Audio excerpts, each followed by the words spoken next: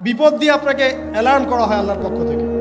আপনি চলতে পথে হোঁচট খান, আল্লাহ আপনাকে অ্যালার্ম দেন, ফিরে আসো। চলছেন বিপথে, আল্লাহ পাক অ্যালার্ম দেন, ফিরে আসো। আল্লাহ পাকের পক্ষ থেকে কিন্তু এগুলো আসে। আল্লাহ পাক আদম এবং হাওয়া আলাইহিস সালাম এবং আদম সন্তান সবাইকেই সৃষ্টি করেছেন। উদ্দেশ্য হচ্ছে আল্লাহ পাক আমাদেরকে জান্নাত দিতে চান। আল্লাহ পাক চান যে আমরা যেন জান্নাতে যাই। যদি আমরা জান্নাতে যেতে না পারি পরকালে, একটা কারণে যেতে পারবো না, অনলি একটা কারণ, সেটা হলো আমাদের নিজের দোষে। একটা কারণ, যারা জাহান্নামে যাবে মানুষ এবং জিনদের মধ্যে, নিঃসন্দেহে মহাবিশ্বে তারা ছাড়া জাহান্নামে যাওয়ার উপযুক্ত কেউ ছিল না।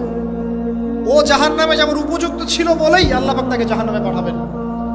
আর যারাই জান্নাতে যাবে প্রত্যেকেই শুধু আমলের বদৌলতে যাবে না, বরং আল্লাহ পাকের রহমতেই যাবে।